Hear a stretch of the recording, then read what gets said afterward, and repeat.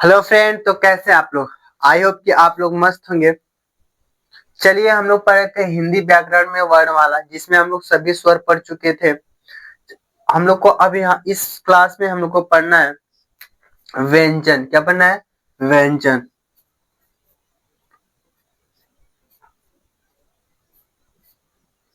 हम लोग को इस क्लास में व्यंजन पढ़ना। सुनिएगा व्यंजन क्या होता है।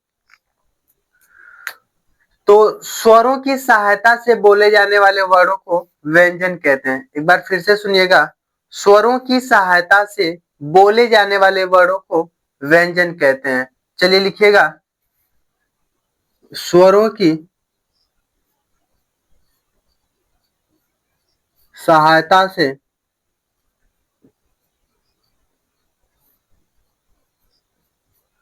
बोले जाने वाले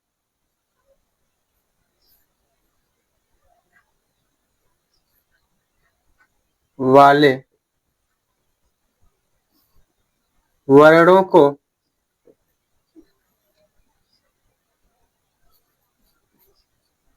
व्यंजन कहते हैं।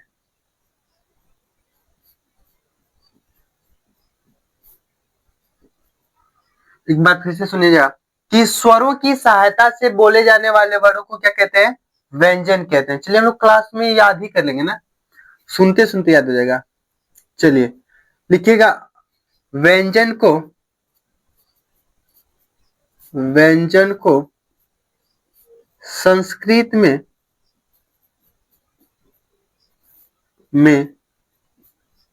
हल कहा जाता है।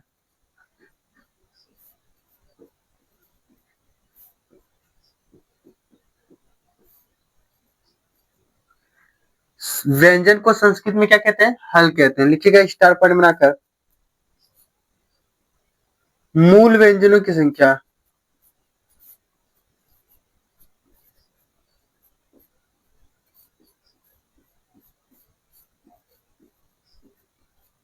संख्या 33 होती है।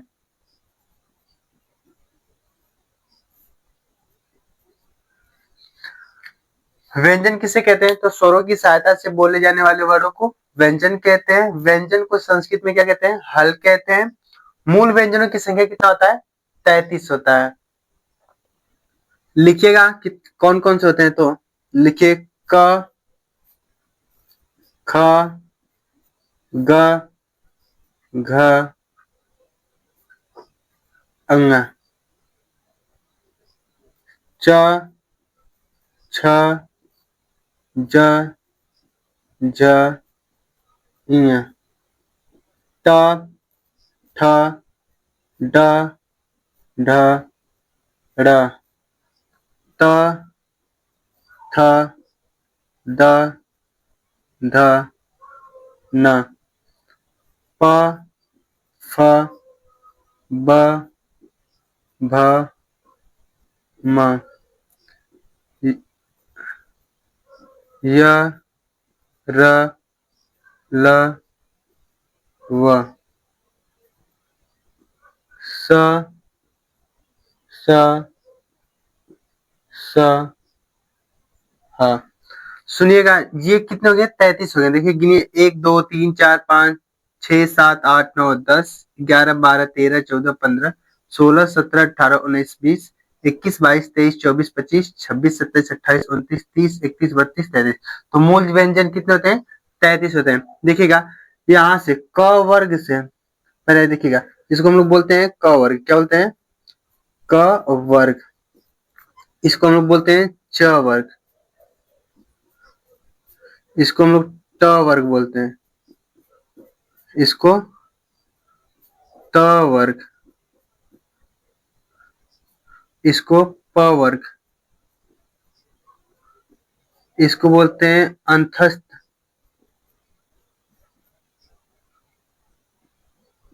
अंतस्थ व्यंजन। और इसको बोलते हैं ऊष्म व्यंजन।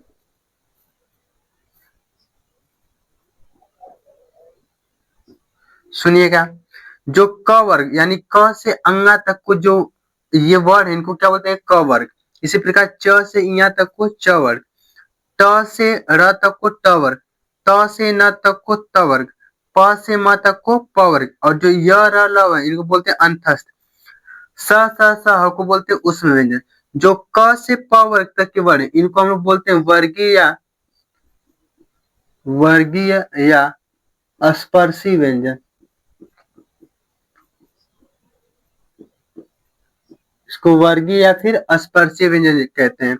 देखिएगा, जो सभी वर्ग का ये क्या है, देखिए क वर्ग है तो ये क वर्ग का क्या है, प्रथमाक्षर है। इसी प्रकार ये च वर्ग का प्रथमा, ट वर्ग का प्रथमा, ट वर्ग का प्रथमा, प वर्ग का प्रथमा। तो सभी वर्ग का प्रथमा ये अक्षर है, ये द्वितीय, ये तृतीय, इसी प्रकार ये चतुर्थ और ये पंचम। तो सभी वर्ग का जो पंचमाक्षर होता है ये वाला, इसको हम लोग बोलते हैं नासिक वर्ग। क्या बोलते हैं, नासिक वर्ग।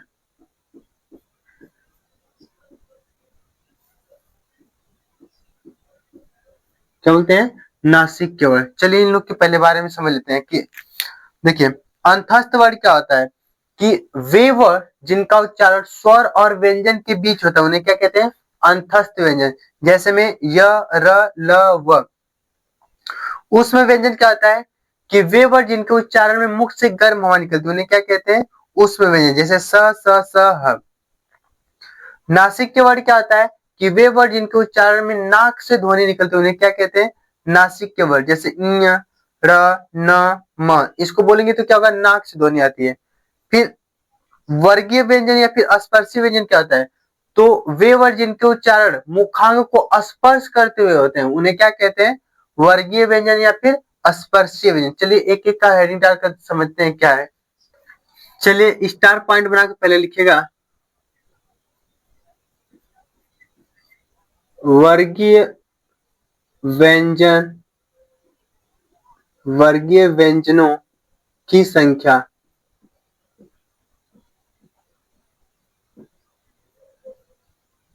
लिखिएगा 25 होती है। कितनी होती है, 25 होती है। अगला स्टार पॉइंट बना के लिखिएगा, अंतस्थ व्यंजनों की संख्या,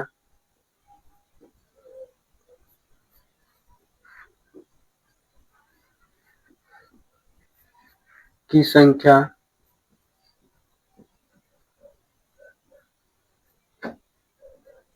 4 होती है। अगला स्टार पॉइंट बना के लिखिएगा,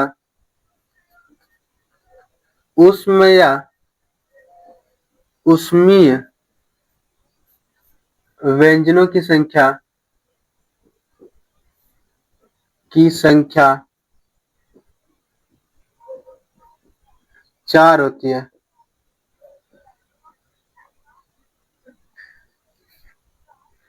अगला स्टार पॉइंट बना के लिखिएगा, हिंदी में अर्ध स्वरों की संख्या,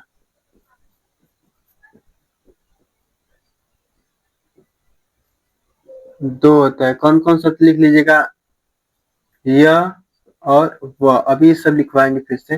देखिएगा, वर्गीय व्यंजन की संख्या कितना होता है, 25। अंतस्थ व्यंजन इनकी संख्या 4। उसमें या उसमें व्यंजन इनकी संख्या कितना होता है, 4। हिंदी में अर्ध स्वर कितने होते हैं, 2। तो य और व। चलिए अगला देखते हैं अगले पेज पर। चलिए हेडिंग डालिएगा, वर्गीय व्यंजन,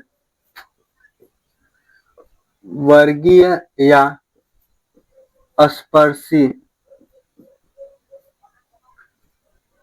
व्यंजन। इसमें लिखिएगा, लिखिए वेवर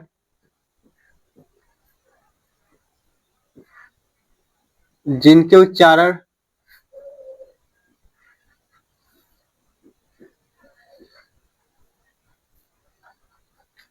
करते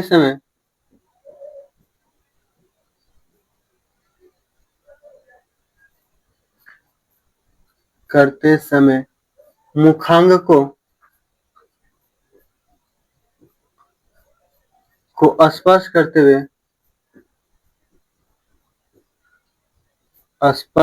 हुए बाहर निकलते हैं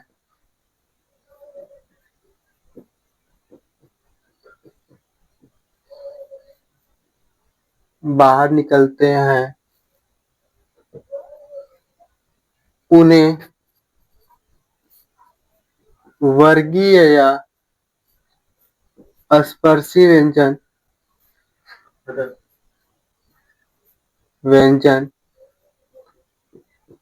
कहते हैं।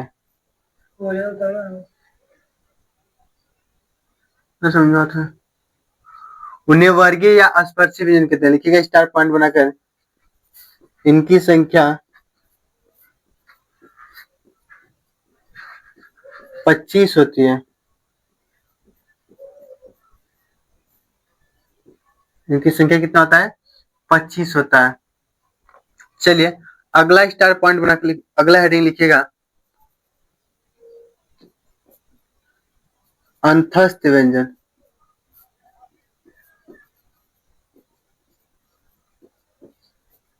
इसमें लिखिएगा वे वर्ड जिनका उच्चारण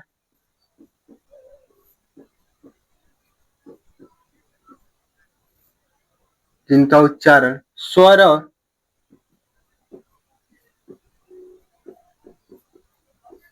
व्यंजन के बीच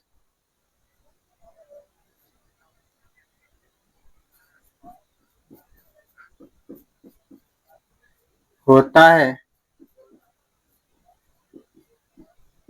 उन्हें अंतस्थ व्यंजन कहते हैं। वे वर्ड जिनका उच्चारण स्वर और व्यंजन के बीच होता है उन्हें क्या कहते हैं? अंतस्थ व्यंजन। एक बार पूरा दोनों समझिए फिर से। वर्गीय या फिर स्पर्शी व्यंजन क्या होता है? तो लिखे वे वर्ड जिनके उच्चारण करते समय मुखांग को स्पर्श करते हुए बाहर निकलते उन्हें क्या कहते हैं? वर्गीय व्यंजन या फिर स्पर्शी व्यंजन। जैसे भी आप लोग क बोलेंगे तो ये मुख को स्पर्श, ये कंठ से कर जाएगा, मतलब वो मुख के किसी न किसी भाग को स्पर्श करते हुए बाहर निकलेगा, इसलिए इसको क्या बोलते हैं? वर्गीय या फिर स्पर्शी व्यंजन। इनकी संख्या कितना आता है? 25, क वर्ग से प वर्ग तक। देखिएगा अंतस्थ व्यंजन क्या होता है कि वे वर्ड जिनका उच्चारण स्वर और व्यंजन के बीच होता है उन्हें क्या कहते हैं? अंतस्थ व्यंजन। जैसे में देखिएगा पहले स्टार पॉइंट बना के लिखिएगा, इनकी संख्या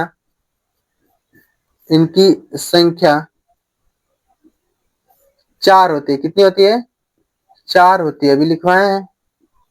जैसे में लिखिएगा कौन कौन सा होता है, तो य, र, ल और व, ये क्या होते हैं? अंतस्थ व्यंजन। सुनिएगा जैसे अंतस्थ व्यंजन क्या होता है। जैसे आप लोग बोलिए य, क्या बोलिए? य, तो इसमें क्या रहा है? ई और अ। य का उच्चारण में क्या रहा है? ई और अ आ रहा है। क्या रहा है? ई और अ आ रहा है। तो ये क्या है? और सॉरी, ये क्या है? अंतस्थ व्यंजन। उसी प्रकार व, इसमें भी क्या रहा है? व में उ प्लस अ, तो ये स्वर और एक व्यंजन के बीच का स्थान होता है। इसी प्रकार र, ल, व, ये क्या है सर? तो अंतस्थ व्यंजन है सर। चलिए यहां तक उतार लीजिए जल्दी। चलिए हेडिंग डालिएगा नासिक वर्ण।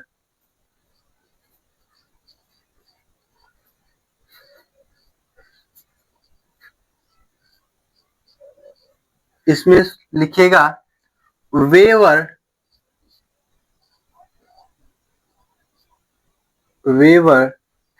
जिनके उच्चारण में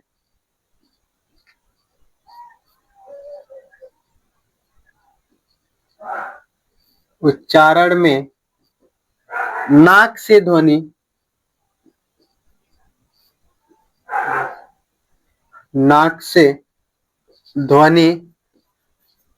निकलती है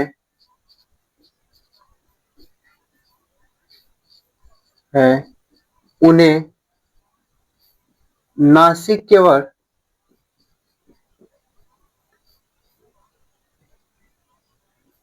कहते हैं। वे वर्ड जिनके उच्चारण में नाक से ध्वनि निकलती है उन्हें क्या कहते हैं? नासिक वर्ण। जैसे में लिखिएगा सभी वर्ग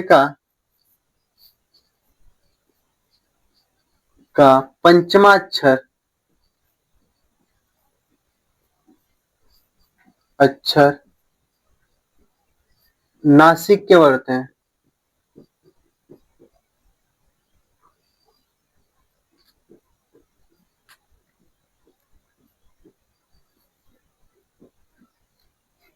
सभी वर्ग का पंचमा अक्षर कहते हैं नासिक के वर्ड। जैसे कौन कौन सा होता है तो लिखिएगा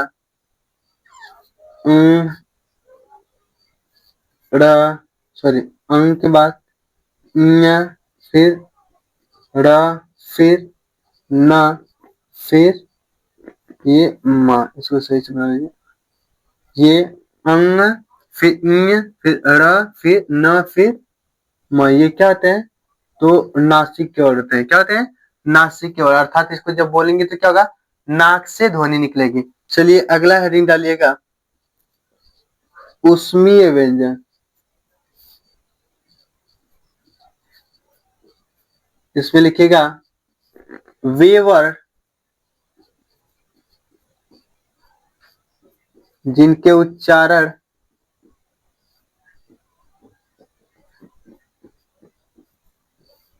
में मुख से गर्म हवा निकलती है।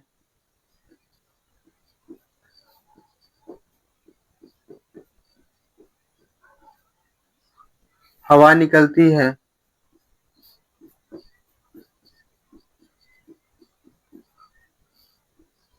उन्हें ऊष्म या ऊष्मीय व्यंजन कहते हैं। एक बार सुनिएगा कि वे वर्ड जिनके उच्चारण में मुख से गर्म हवा निकलती है उन्हें क्या कहते हैं ऊष्मीय व्यंजन। जैसे में लिखिएगा, पहले फिर समझा रहे हैं। स्टार पॉइंट बना लिखिएगा जैसे स, स, स, हा। स्टार पॉइंट लिखिएगा इनकी संख्या 4 होती है। ये क्या है स, स, स, ह ना। इनकी संख्या 1 2 3 4 कितनी होती है 4। सुनिएगा अभी लिखा है कि वे वर्ड जिनके उच्चारण में मुख से गर्म हवा निकलती है उन्हें क्या कहते हैं ऊष्म व्यंजन या फिर ऊष्मीय व्यंजन। जैसे बोलिए स, स, स, ह।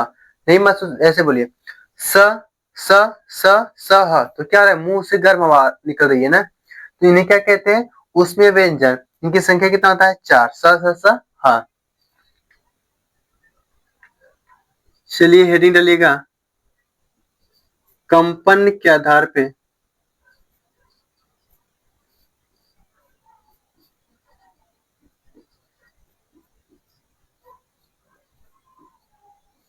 कंपन के आधार पर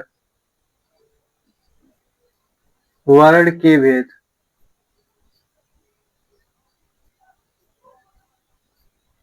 या फिर यहाँ पे वर्ण या फिर ध्वनि भी लिख सकते हैं ना, वर्ण या ध्वनि। कंपन के आधार पे वर्ण या फिर ध्वनि के भेद कितने होते हैं तो लिखिएगा 2। कितने होते हैं 2। पहला होता है अघोष वर्ण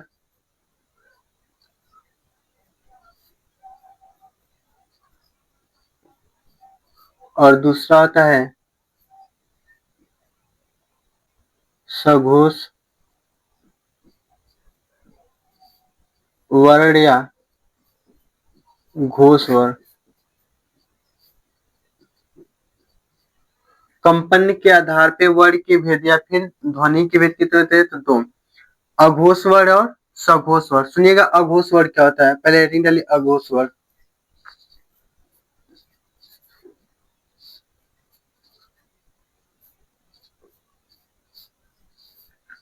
सुनिएगा अघोष वर्ण क्या होता है तो वे वर्ड जिनके उच्चारण में कंपन नहीं होता है, या फिर ऐसे सुनिएगा कि वे वर्ड जिनके उच्चारण में स्वर तंत्रिका में कंपन नहीं होता उन्हें क्या कहते हैं अघोष वर्ण। फिर से सुनिएगा वे वर्ड जिनके उच्चारण में स्वर तंत्रिका में कंपन नहीं होता उन्हें क्या कहते हैं अघोष वर्ण। लिखिएगा वे वर्ड जिनके उच्चारण में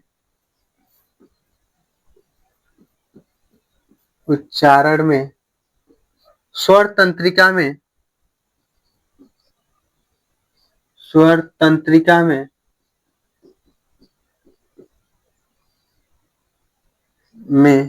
कंपन नहीं होता है,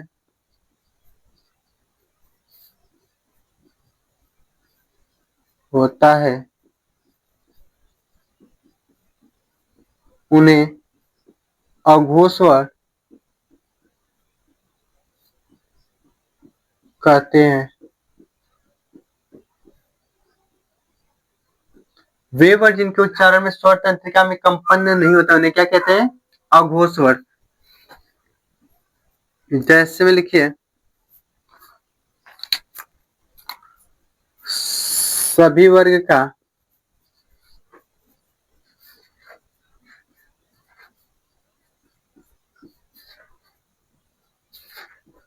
पहला कामा दूसरा वर्ग प्लस स स स, ये क्या होते हैं? तो अघोष वर्ड होते हैं, अघोष वर्ण होते हैं। एक बात फिर से समझिएगा कि वे वर्ड जिनके उच्चारण में स्वर तंत्रिका में कंपन नहीं होता उन्हें क्या कहते हैं? अघोष वर्ड। जैसे में सभी वर्ग का पहला दूसरा प्लस स स स, ये क्या होते हैं? अघोष वर्ड। स्वर तंत्र मतलब ये कंपन ना। देखिएगा इसको याद कैसे करेंगे? तो सबसे पहले हम लोग के दिमाग में क्या आता है? नकारात्मक चीजें। क्या आता है? नकारात्मक चीजें। तो सभी जो वर्ग है उनमें जो सबसे पहले वाला चीजें आते हैं, जैसे सभी वर्ग का पहला और दूसरा क्या आता है? अघोष वर्ड। चलिए इसके बाद हेडिंग डालिएगा सघोष वर्ड। चलिए लिखिएगा दूसरा क्या था, तो लिखिए सघोष वर्ड।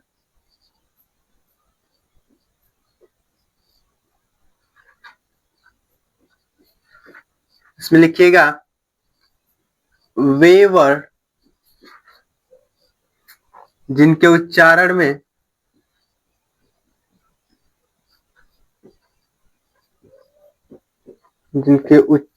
में स्वर तंत्रिका में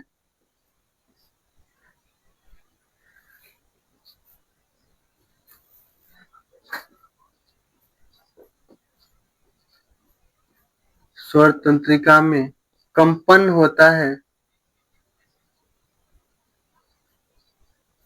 कंपन होता है, उन्हें सघोष वर्ड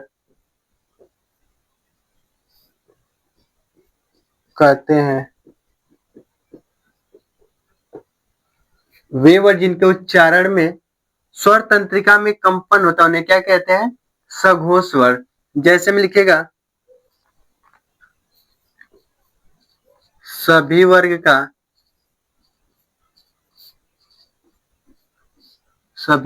का पहला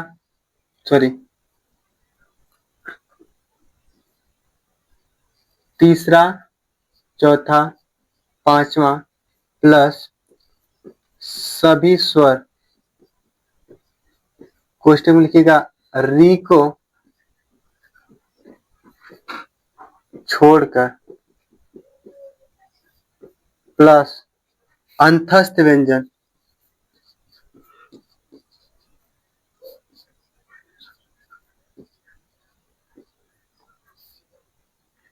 प्लस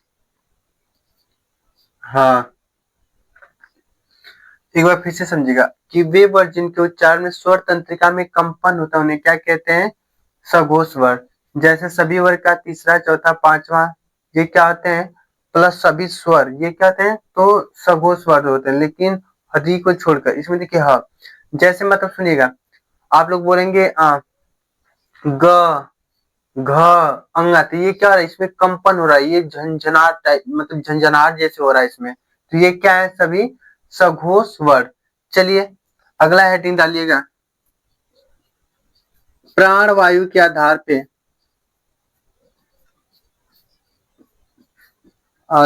पर वर्ण के भेद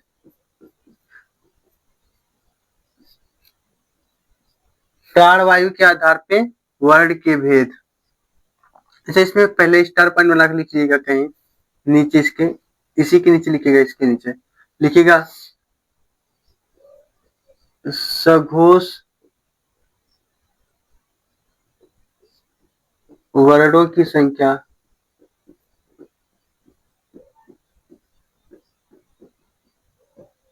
30 होती है।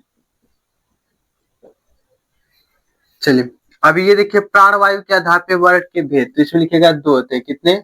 2। तो पहला लिखेगा अल्प प्राण और दूसरा लिखेगा महाप्राण।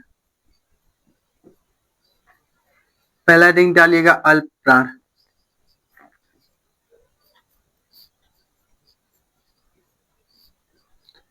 इसके बारे में सुनिएगा कि वे वर्ड जिनके उच्चारण में कम प्राणवायु की आवश्यकता होती है उन्हें क्या कहते हैं? अल्प प्राण। एक बार फिर से सुनिएगा कि वे वर्ड जिनके उच्चारण में कम प्राणवायु की आवश्यकता होती है उन्हें क्या कहते हैं? अल्प प्राण।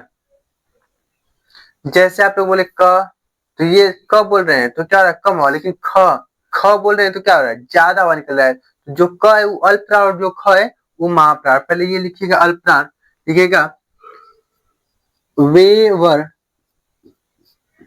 जिनके उच्चारण में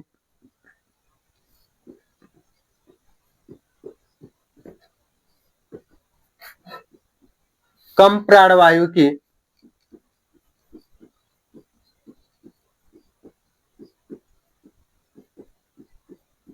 आवश्यकता होती है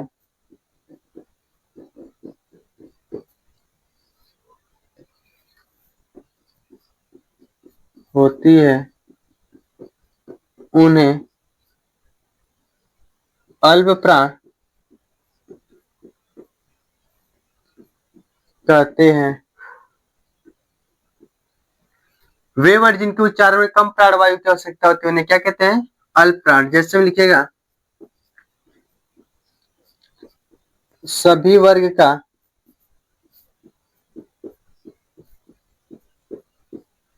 पहला कामा तीसरा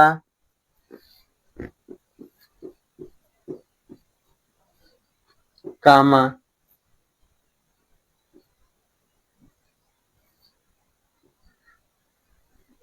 पहला कामा तीसरा कामा पांचवा वर्ण प्लस सभी स्वर री को छोड़कर प्लस अंतस्थ व्यंजन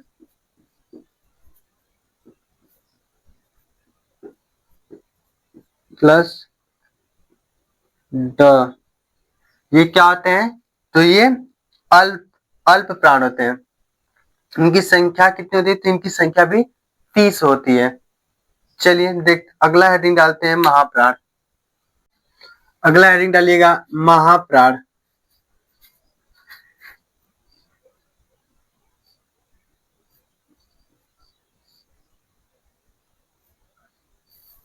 इसमें लिखिएगा वे वर्ण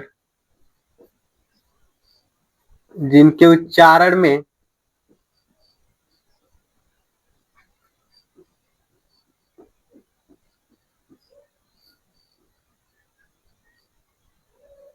अधिक प्राणवायु की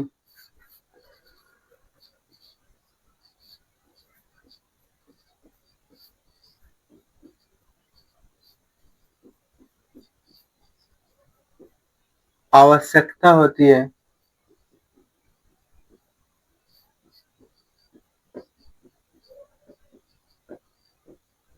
उन्हें महाप्राण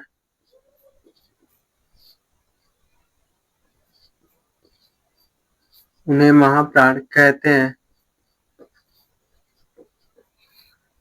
जैसे में लिखेगा सभी वर्ग का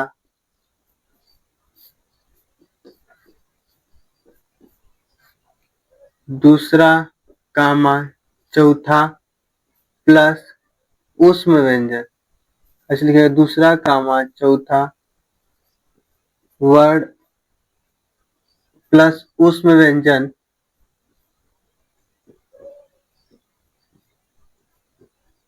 स स स ह प्लस ध महाप्राण होते हैं।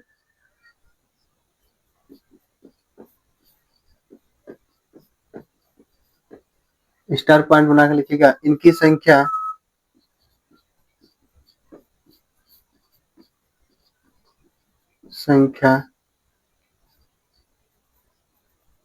15 होती है। अगला हेडिंग बनाकर लिखिएगा आगत व्यंजन। इसमें लिखिएगा क ज फ और ये ख क्या होते हैं आगत व्यंजन होते हैं।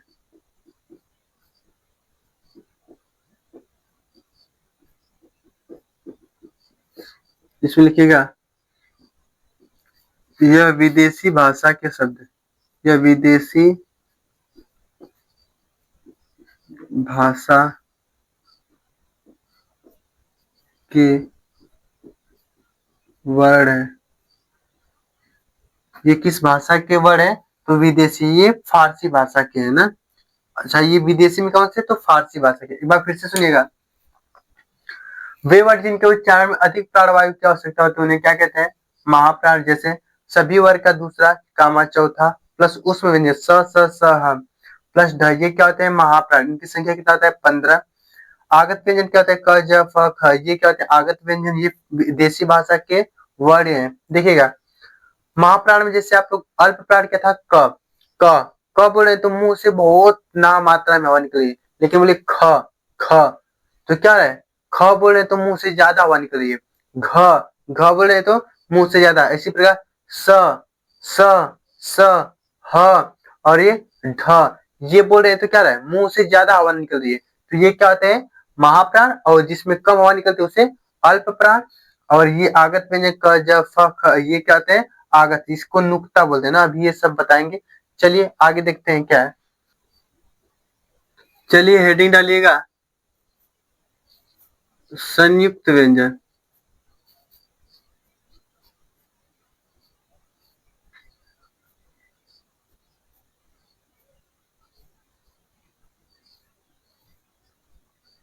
इसमें लिखिएगा दो या दो से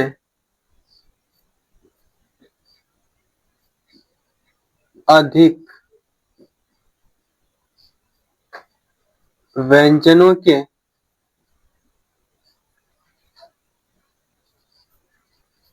योग से बने व्यंजन को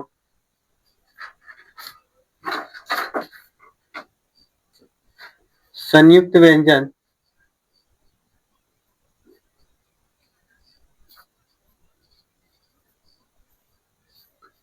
कहते हैं। दो या दो से अधिक व्यंजनों के योग से बने व्यंजन को क्या कहते हैं संयुक्त व्यंजन। देखिएगा स्टार पॉइंट बनाकर इनकी संख्या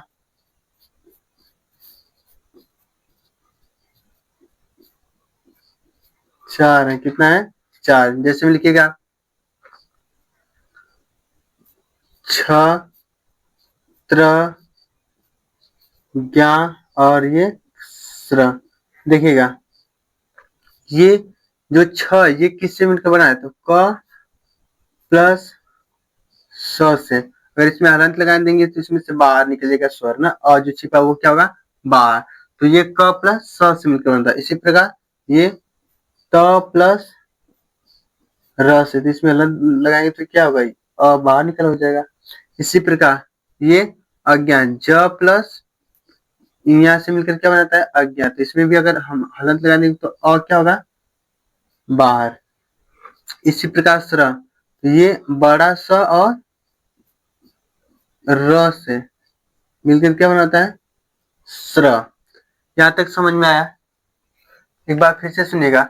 दो या दो से अधिक व्यंजनों के योग से बने व्यंजन को क्या कहते हैं? संयुक्त व्यंजन की संख्या 4 है। जैसे छतरी छ, ये क और स से मिलकर बनाता है। इसी प्रकार त्र, तो त प्लस र से मिलकर बनाता है। इसी प्रकार ज ना, अज्ञा ज प्लस इया से। इसी प्रकार स्र, तो स प्लस र से। यहाँ तक समझ में आया? तो चलिए अगला देखते हैं, अगले पेज पर। चलिए लिखिएगा, उच्चारण के आधार पे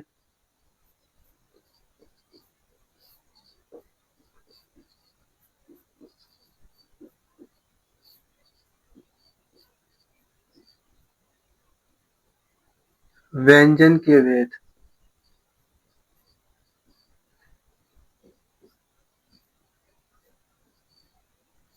इसमें लिखिए कितने होते हैं? तो 7। चलिए देखते हैं कौन कौन। तो ये लिखिएगा, क ख ग घ अंग, च छ ज झ ञ, ट ठ ड ढ ड़, त थ द ध न, प फ ब भ म। और लिखिएगा नीचे, क ज और ये क ज और ये क ज क ख ज। नीचे लिखिएगा, क ज ख। कहा लिखत है नजदीक। नीचे लिखिएगा, करके हम उतना क्या करा था वो दिनों सर्वा इतना बढ़िया से बने वीडियो अपलोड है। नीचे लिखिएगा, क ख और ये ग, और नीचे लिखिएगा व और ये फारसी फ वाला। देखिएगा पहले समझिए, इस ये जो है इसको क्या बोलते हैं? क वर्ग। तो इसको मतलब जो क वर्ग, इसका उच्चारण स्थान कहाँ से? तो इसको कैसे याद करेंगे? तो एक ट्रिक लिखिएगा, K T M D O, KTM 2। K से कंठ ना, के से कंठ, टी से तालु, एम से मूर्धा, डी से दंत, ओ से ओष्ठ। सुनिएगा, जो क वर्ग है, क से अंगा तक, ये कहां से हो जाते हैं? कंठ से। ये च से यहाँ तक तालु से, ये ट से ड़ तक मूर्धा से, और ये द से न तक ये दंत से, ये प से म तक क्या बोलते हैं? ओष्ठ से। जैसे क ख ग घ ये बोल रहे हैं, तो यहाँ पे क्या है? क ख ग घ, ये कहां से बोल रहे हैं? कंठ से, यहाँ से।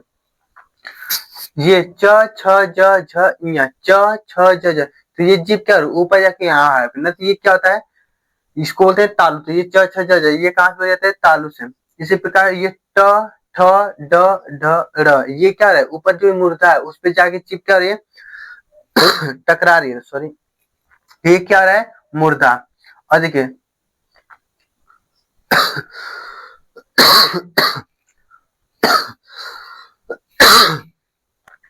चलिए देखिए, ये त थ द ध न, त थ द ध न, इसको बोल रहे हैं। तो क्या है? ये जो जीभ है ये दांतों पे क्या हो रही है? टक्कर मार रही है, तो ये कहां से हो जाते हैं?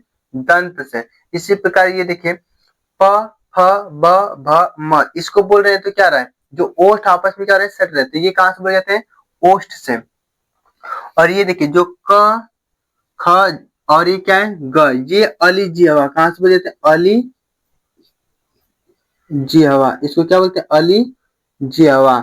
और ये व और फ, ये दंतोष्ठ से बोले जाते हैं। कहाँ से? दंतोष्ठ से। एक बार फिर से सुनिएगा, जो क से अंगा तक है ये कहाँ से बोले जाते हैं? कंठ से। च से यहाँ तक को तालु से बोले जाते हैं। ट से ड़ तक मूर्धा, त से न तक दंत, फिर ये प फ ब भ म ये ओष्ठ से, ये क ख और ये ग ये क्या है? अलिज्जियामा, फिर ये व और फ क्या है? दंतोष्ठ। चलिए, इसके अलावा कंठ से स्वर में क्या क्या बोले जाते थे? और कुछ भी होते हैं ना जो कंठ से बोले जाते हैं, तो एक ट्रिक बता याद कर लीजिएगा।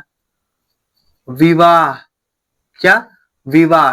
किसी का विवाह हुआ था, वो दहेज में मांगा था केटीएम। क्या मांगा था? केटीएम। केटीएम दो। क्या मांगा था? केटीएम दो। तो देखिए विवाह, विवाह में क्या रहा है? ये ई छोड़ी अ और अ आ और हाँ कहाँ से हो जाते हैं? कंठ से। इसमें देखिए अ आ और आ रहे हैं। इसी प्रकार देखिए, जिसका विवाह हुआ था उसका नाम था ईएस। क्या नाम था? ईएस। तो देखिए ये छोटी ई और ये बड़ी ई और य और स, ये कहाँ से हो जाते हैं? तो तालु से। देखिए एक लड़का था जिसका विवाह हुआ था, वो उसके घर वाले केटीएम मांगे थे। जिसका विवाह हुआ था उसका नाम क्या था? ईएस। देखिए जब ईएस न विवाह हो गया इसका, तो फिर लड़की आई तो ये इसके घर वाले प्रताड़ित कर रहे थे। वो लड़की को सता रहे थे, सब बोल रहे थे सब कि मतलब इसको दहेज नहीं मिला केटीएम, तो वो बोल रहे हैं कि तुम्हारा बाप केटीएम नहीं दिया। तो वो बार बार प्रताड़ित कर रहे थे। तो लड़की अपने मायके चली गई और बोली कि अब हम नहीं जाएंगे। तो जो लड़का था वो लड़की से बहुत ज्यादा प्रेम करता था, तो वो उसके याद में ऋषि बन गया। क्या बन गया? ऋषि। क्या बन गया? ऋषि। तो ये री और ये मूर्धन्य स, षटकोर से मान लीजिए, ये कहाँ से बोले जाते हैं? तो मूर्धा से। जब वो ऋषि बन गया तो वो एकदम मतलब घूमने फिरने लगा, एकदम पतला हो गया, लाश जैसा। तो कैसा हो गया? लाश जैसा। मतलब वो एकदम पतला हो गया, सुखा गया था। तो ल और स कहाँ से बोले जाते हैं? तो ये दंत से। जब लाश जैसा हो गया तो फिर वो बाद में क्या हुआ? मर गया। क्या हो गया? मर गया। तो देखिए म और र ये कहाँ से बोले जाते हैं? तो ओठ से। एक बार फिर से समझिएगा, एक लड़का था उसका विवाह हुआ था, उसने के घर वाले मांगे थे केटीएम। वो मांगे थे कि मुझे केटीएम दो दहेज में। जिसका विवाह हुआ था, देखिए विवाह में अ आ और ह, ये ई न लेंगे ना। अ आ और ह ये कहाँ से बजाते हैं? तो कंठ से। जिसका विवाह हुआ था उसका नाम था ईयस। तो ई ई य और स ये कहाँ से बजाते हैं? तालु से। फिर उसके घर वाले जब लड़की को प्रताड़ित कर रहे थे तो लड़की चली गई घर, तो वो बोली कि अब मैं नहीं आऊंगी। तो लड़का क्या हुआ? ऋषि बन गया। देखिए री और ये स कहाँ से बन जाते हैं? तो ये मूर्धा से। फिर वो एकदम सुखा कर लाश जैसा हो गया। तो ल और स, ये देखिए त थ द न ये तो, और ये ल स ये कहाँ से बन जाते हैं? दंत से। इसी प्रकार ये प वर्ग और प्लस लाश जैसा हो गया, फिर बाद में क्या हो गया? मर गया। तो म और र ये कहाँ से बन जाते हैं? ओष से। ये क ख और ये ग ये कहाँ से बन जाते हैं? अलिज्य आवाज से। व और फ कहाँ से बन जाते हैं? दंतोष्ठ से। यहाँ तक समझ में आया?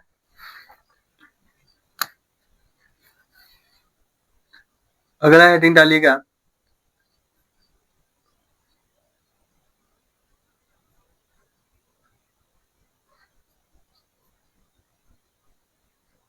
निर्नुनासिक। निर्नुनासिक वर्ण, इसमें लिखिएगा वे वर्ण जिनके उच्चारण में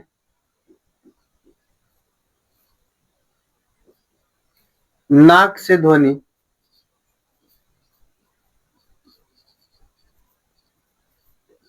नहीं निकलती है,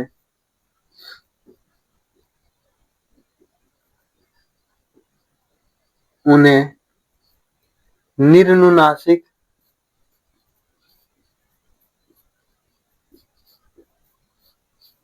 वर्ण कहते हैं। जैसे में लिखिएगा अ आ ई ई उ ऊ री ए ए ओ औ। अगला हेडिंग डालिएगा उत्क्षिप्त या द्विगुण या ताड़नजात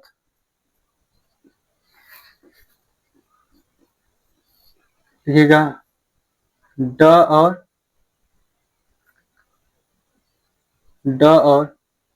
ये ढ क्या होते हैं? उत्क्षिप्त या द्विगुण या फिर ताड़नजात वर्ड होते हैं। चलिए अगर इसका परिभाषा लिखना हुआ तो लिखिएगा, इसी में लिख लीजिएगा। देखिए उत मीन्स का होता है ऊपर। अच्छा इसको हम लोग तोड़ेंगे तो क्या उत, उत मीन्स का होता है, देखिए उत प्लस क्षिप्त। उत मतलब ऊपर, क्षिप्त मतलब नीचे, नीचे। चलिए इसका परिभाषा लिखना होगा तो लिखिएगा जिन वर्णों के उच्चारण में, जिन वर्णों के उच्चारण में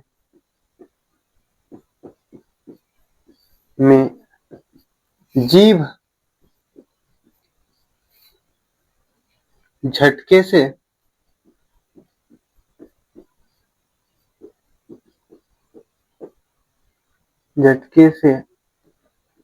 ऊपर से नीचे आती है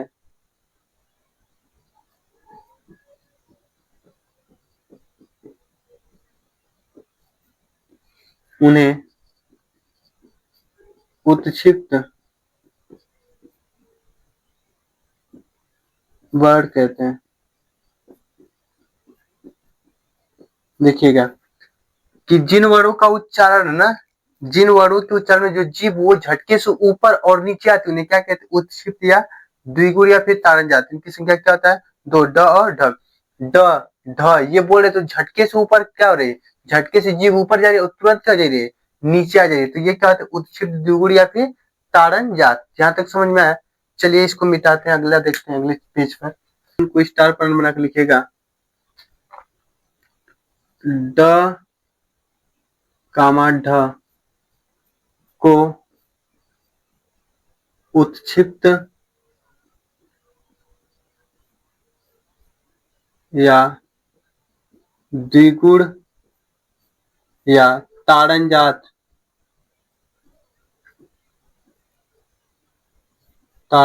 कहते हैं।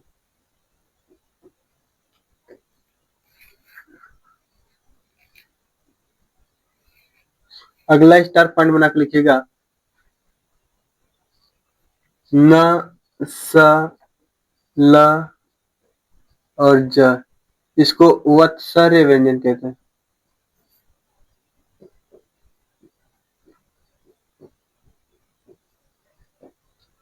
अगला स्टार पॉइंट बना के लिखिएगा ह को काकल्यवर कहते हैं। अगला स्टार पॉइंट बना के लिखिएगा र को लुंठित या प्रकंपित व्यंजन कहते हैं। सुनिएगा लुंठित या प्रकंपित व्यंजन क्या होता है? तो देखिएगा जैसे भी आप लोग र बोलेंगे र र तो ये क्या हो रहा है? जीभ क्या हो रहा है? कंपन कर रहा है। या फिर र बोलिए तो जो जीभ है ये ऊपर की तरह क्या हो रहा है? मुड़ जा रहा है। ऊपर जाकर क्या हो रहा है? ऐसे मुड़ जा रहा है। तो वो क्या हो रहा है? इसलिए इसको र को क्या कहते हैं? लुंठित प्रकंपित या व्यंजन कहते हैं। अगला स्टार पॉइंट बनाकर लिखिएगा ल को पार्श्विक व्यंजन कहते हैं।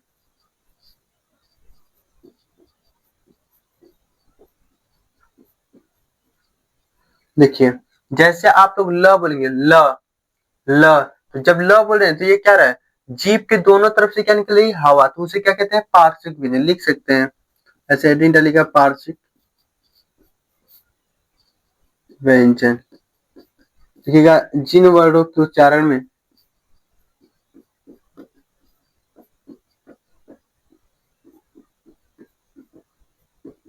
जिन वर्णों के उच्चारण में जीभ के दोनों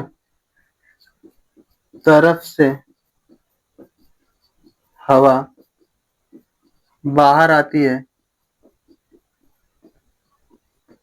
उन्हें पार्श्विक व्यंजन कहते हैं।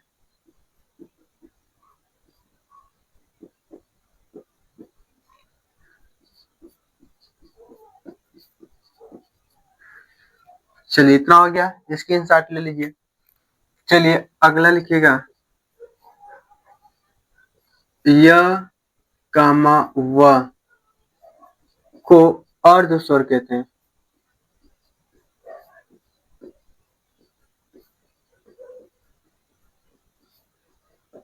जो य और व इसको क्या कहते हैं? अर्ध स्वर। जैसे बोलिए य बोलिए, इसमें क्या आ रहा है? ई और आ रहा है, आ रहा है कि नहीं? इसी प्रकार व बोलिए, क्या व, तो इसमें क्या आ रहा है? उ प्लस अ की ध्वनि आ रही। तो ये क्या होते हैं? अर्ध स्वर होते हैं। समझ में आया? चलिए इसको हटाते हैं।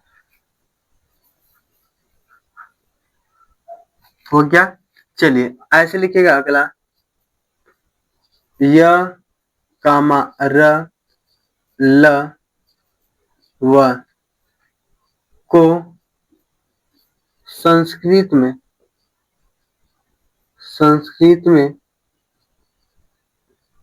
अर्ध स्वर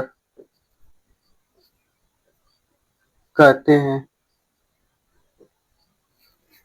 अगला स्टार पॉइंट बना के लिखिएगा। इसको देखिएगा, इसको हम बोलते हैं रेफ र। क्या बोलते हैं? रेफ र। क्या बोलते हैं? रेफ र। ये क्या होते हैं? आधा होते हैं। रेफ र क्या होता है? आधा होता है। चलिए यहां तक हो गया। लिखिएगा अमानक वर्ड। इसमें लिखिएगा अमानक वर्ड क्या होते हैं? तो भ और ये झ, इसको अमानक वर्ड कहते हैं। चलिए लिखिएगा, देखिए इसको हम लोग क्या बोलते हैं? खड़ी पाई। क्या बोलते हैं? खड़ी पाई।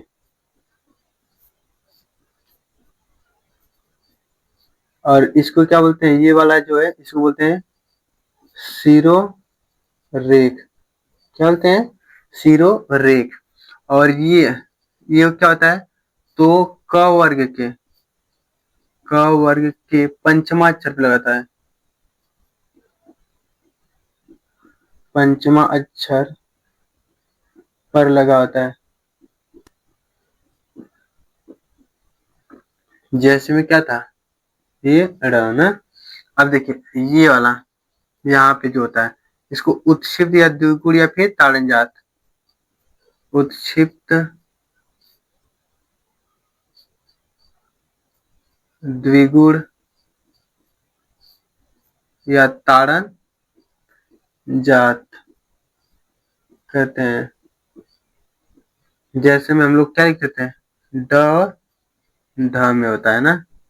देखिएगा ये वाला जो यहाँ पे होता है, इसको हम लोग बोलते हैं नुक्ता वर्ड। क्या बोलते हैं? नुक्ता। क्या बोलते हैं? नुक्ता चिन्ह। क्या होता है?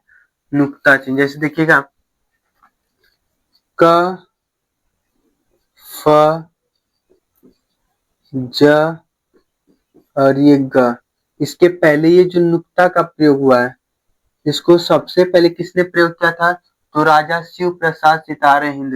लिखिएगा स्टार पॉइंट बनाकर, क ज फ और ये ग के पहले नुक्ता का प्रयोग, नुक्ता का प्रयोग सर्वप्रथम राजा शिव प्रसाद सितारे हिंद ने किया था।